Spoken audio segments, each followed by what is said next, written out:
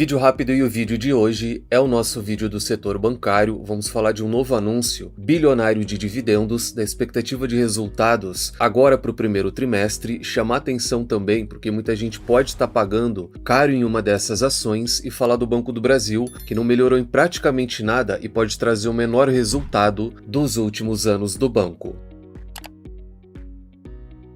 Então, direto ao ponto, a gente entra agora numa nova temporada de resultados que já começou essa semana com a divulgação do balanço da Home, e a gente começa a perceber também uma série de relatórios tentando trazer aquilo que os bancos vão entregar de resultado no primeiro trimestre. Então o Itaú trouxe a projeção para cada um dos bancos. O grande destaque deve ficar por conta do Bradesco, que por mais um trimestre seguido vai melhorar o lucro, aumentar também a rentabilidade de maneira consistente. O banco deve ficar agora acima dos 15%, o lucro deve saltar 14% e a 6,7 bilhões. O Santander deve apresentar um trimestre mais fraco, um lucro na casa de 4 bilhões e um ROI na casa de 16,6%. E o destaque negativo vai ficar por conta do Banco do Brasil. O primeiro trimestre, aqui no comentário rápido, para todos os bancos costuma ser desafiador. A gente tem uma questão sazonal que vai impactar Bradesco, Santander, Itaú e o Banco do Brasil. Os bancos costumam ter um resultado pressionado no início do ano, só que daí soma isso a toda uma dificuldade operacional e o mercado já espera que o Banco do Brasil deve lucrar 3,6 bilhões e um retorno sobre o patrimônio líquido de apenas 7,5%. E aí, pior do que o Itaú foi o Safra, que acabou de soltar um relatório para todo o setor bancário e, na visão deles, o Banco do Brasil deve lucrar apenas 3,3 bilhões, uma queda de 41%, aqui não na comparação anual, mas 41%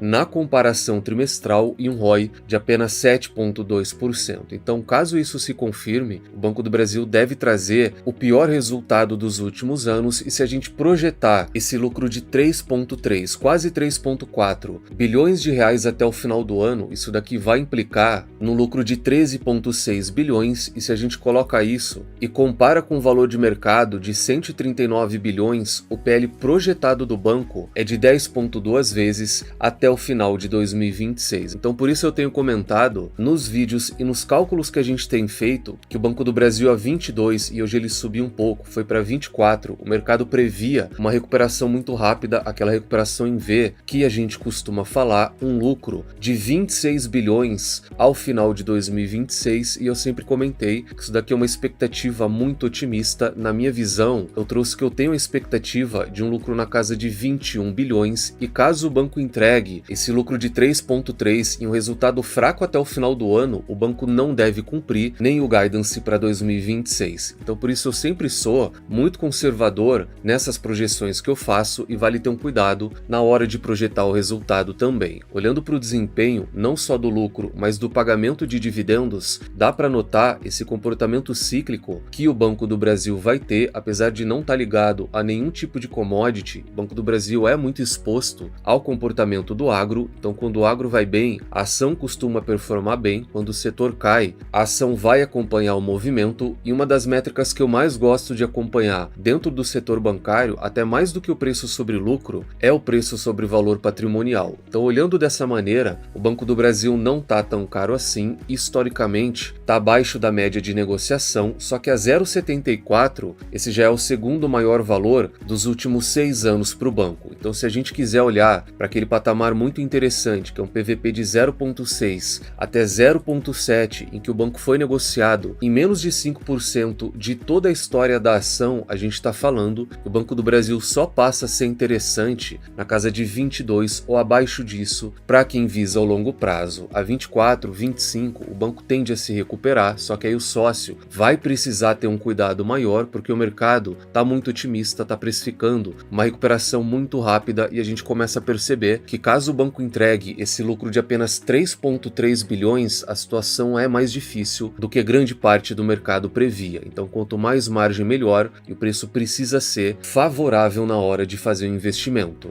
Além do Banco do Brasil, o Safra também traz o Bradesco como destaque no primeiro trimestre desse ano, um lucro de 6,6 bilhões e um ROI acima de 15%, e a gente já vê de maneira constante agora o Bradesco entregando uma rentabilidade acima do custo de capital. Isso vai representar uma melhora tanto na comparação anual quanto na comparação trimestral, e a carteira de crédito, apesar de crescer, vai desacelerar bastante quando comparado aos últimos anos do banco. Aí no comentário rápido, essa desaceleração de carteira não é algo específico do Bradesco. A gente vê o Banco do Brasil não só desacelerando, mas diminuindo a carteira, ficando menor na comparação aos outros trimestres. A qualidade de crédito tem piorado em praticamente todos os bancos, e o que eles estão fazendo é segurar um pouco essa distribuição e priorizar a qualidade em vez da quantidade. Se a gente pegar esse lucro de 6,7 bilhões e projetar isso até o final do ano, o que aqui no comentário rápido o Bradesco deve entregar mais, porque o primeiro trimestre sazonalmente é sempre ruim, então dá para imaginar que o banco vai melhorar daqui para frente, mas a gente vai ser conservador, vai projetar de maneira igual esse resultado do primeiro trimestre. O Bradesco deve entregar um lucro de 26,8 bilhões, e se a gente compara isso com o valor de mercado atual, que é de 209,486, e divide por esse lucro esperado, que é de quase 27 bilhões, a gente tem um PL projetado de apenas 7,8 vezes. O Bradesco é hoje um dos bancos mais baratos, também é um dos bancos que mais tem pago dividendos, então o PL atual é de 8 vezes o lucro, o dividend yield é de 7,5%, só que eu tenho comentado bastante para tomar um cuidado com esse efeito manada. Hoje todo mundo quer o banco, só que lá atrás, quando ele de fato trouxe oportunidade, ninguém queria, quem comprava não entendia de investimento, e hoje, apesar de parecer descontado, ter um PL interessante, ter uma remuneração que fica acima do Santander, do Banco do Brasil. Quando a gente olha para o preço sobre valor patrimonial, o banco que parece super descontado já teve muito melhor do que hoje. 21, 22, 23, 24 e 25, o Bradesco estava mais barato do que essa cotação atual, então nos últimos 6 anos, esse é o maior valor do preço sobre valor patrimonial do banco, então precisa ter um pouco de cuidado com essa narrativa de mercado, seguir a manada e sair comprando só aquilo que o mercado recomenda, porque em algumas métricas o Bradesco parece interessante e já em outras está na maior cotação dos últimos 6 anos. Falando em maior cotação, a gente vai falar do Itaú, que é um outro banco que tem chamado a atenção da pessoa física. Toda a recomendação é de compra e ele costuma ser o top pick, a escolha principal do setor bancário para todo o mercado. O Itaú deve entregar um lucro líquido de 12,1 bilhões, a rentabilidade deve superar mais uma vez e ficar acima de 24%. Com esse lucro e esse ROI, o banco deve mais uma vez liderar todo o setor, vai reter capital e a possibilidade de pagamento extraordinário é mais uma vez muito alta. Só que eu também tenho chamado a atenção para que um ativo interessante e que está performando bem também precisa ser favorável na questão do preço para o sócio. O Itaú é negociado hoje a um PL acima de 11 vezes o lucro, tem um dividend yield atual de 7,4 vezes, um preço sobre valor patrimonial de mais de 2,5 vezes e está na máxima histórica da cotação da companhia. Então tudo isso daqui precisa pelo menos trazer um sinal de alerta, ou pelo menos ter um pouco de atenção na hora de fazer esse investimento. Muita gente pode falar que o banco vai continuar melhorando, que o resultado tende a crescer nos próximos balanços e que eu sempre fui o maior defensor do Itaú como ação. Só que daí é naquele momento que o mercado não quer, que a recomendação é de manutenção ou de venda, e na hora que ele performa bem, entrega dividendo e todo mundo passa a recomendar compra, ele atinge a máxima histórica, e é exatamente aqui que o investidor precisa tomar mais cuidado, ou pelo menos ter atenção na hora de fazer o investimento. Se a gente olha para o PVP, esse já é o maior valor da história. A gente não está comparando com 2024, 2025, a gente está falando que em toda a história do banco, olhando para o preço sobre valor patrimonial, o Itaú nunca esteve tão caro como o banco está hoje. Então mesmo como o maior defensor e o Itaú sendo a maior posição, não só dentro do setor bancário, mas dentro da minha carteira de maneira geral, eu preciso falar para tomar um pouco mais de cuidado depois de toda essa alta recente. Para a gente fechar, tem o Santander, que o mercado começou a ficar pessimista quanto à entrega do banco. O lucro deve ter uma queda de 7% e a 3,8 bilhões, e aí a gente tem tanto o Safra quanto o Itaú trazendo que o lucro vai cair e a rentabilidade vai sair daqueles 17% e vai para 16%, quase 15% agora no primeiro trimestre. E depois que o mercado notou isso, a cotação saiu de quase R$19 e chegou a ser negociado a R$14 por ação. Então mesmo que operacionalmente o Santander comece a trazer alguma dificuldade verdade, a questão preço volta a ficar interessante. O PVP de apenas 0,9 e apesar dele não ser nenhuma barganha, porque em 2024 o banco era negociado a 0,7, hoje o banco está acima disso, mas ainda está abaixo da média histórica de negociação. Então o Santander, na casa de 14, 13, apesar do resultado voltar a ter uma queda, a cotação também deve voltar a ficar interessante para o investidor. Fora isso, fazer um comparativo rápido sobre os números atuais de cada um dos 4 bancões. O Itaú, como sempre, vai aparecer na primeira posição, porque o banco sempre liderou em toda a questão de margem, eficiência e rentabilidade, e no preço atual, o Itaú também tem o maior dividend yield do setor. Então, historicamente, o Itaú e até a Itaúsa a gente pode incluir, nunca foram bons pagadores. Banco do Brasil e até o Bradesco sempre superaram o banco, só que o Itaú tem pago aquele dividendo que é para ser extraordinário de maneira muito recorrente, e já é praticamente uma certeza que o banco vai fazer mais um grande pagamento como esse, e aí o provento, que já está alto hoje de quase 7%, deve saltar para 8, 9, talvez 10% de remuneração para quem é sócio. O segundo maior dividendo é o Bradesco, aqui a gente já tem um pagamento mais recorrente, sem dividendo extraordinário, o que o investidor pode contar muito mais com esses 6%. Depois tem o Santander e o Banco do Brasil, tem o pior dividend yield hoje de todo o setor bancário. Olhando para o PL, o Bradesco é o banco mais interessante, o Banco do Brasil fica na segunda posição, o Santander tem um PL de 9 vezes o lucro e o Itaú é o banco mais caro de todos. Daí, olhando para o preço sobre valor patrimonial, olha aquilo lá que eu comentei, o Banco do Brasil, apesar de operacionalmente estar muito ruim, o PVP do banco hoje é de apenas 0,72, está muito próximo daquele 0,6, que é um valor mínimo. Quando a gente olha para o histórico do banco, o Bradesco fica na segunda posição, então tanto no PL quanto no PVP e no dividend yield, o Bradesco vai ocupar as primeiras posições do setor bancário. Depois a gente tem o Santander e fecha com o Itaú mais uma vez, tanto no PL quanto no PVP, como o banco mais caro de todo o setor.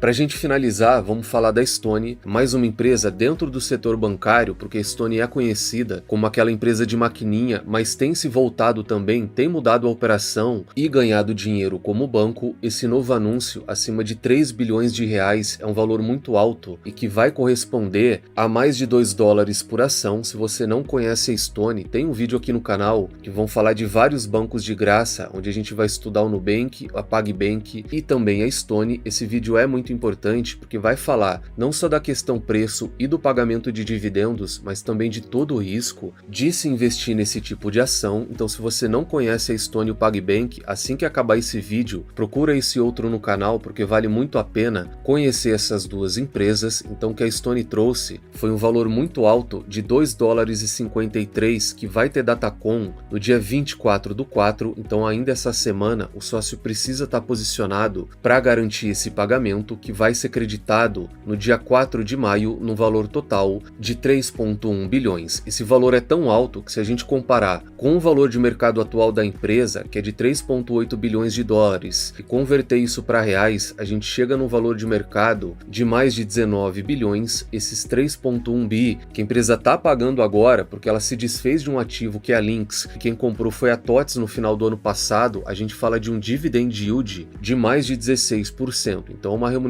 muito forte para uma ação que está fora do radar. E além desse pagamento de 16%, a Stone tem também um grande programa de recompras em ativo, que, se a gente somar esses 3 bilhões de pagamento com mais 2 bilhões do programa de recompras anunciado, a gente chega numa geração de valor de mais de 5 bilhões de reais, e isso corresponde a 28% do valor total que a empresa tem de mercado. Então, essa é a remuneração que o sócio pode esperar, quase 30% no curto prazo para quem investe. Só que um dos pontos negativos, além dos outros que a gente estudou lá naquele vídeo dedicado da empresa, é que o investidor só tem acesso ou investindo na estoque, na ação direta, que é negociada na Bolsa Americana, ou ele compra BDR. Aqui, Stock 31 é uma maneira de se expor à ação da Stone, aí ele vai receber todo esse pagamento de dividendos, só que aí também tem que declarar BDR. É uma maneira um pouco mais chata de lidar com o pagamento de dividendos, então a Stone não tem nenhuma ação negociada na nossa bolsa. Então esse foi o nosso vídeo de hoje, foi muito completo em cima dos números de todo o setor bancário. Deixa no comentário se gostaram ou não, se são sócios do Santander, Banco do Brasil, Itaú, Bradesco ou da Stone.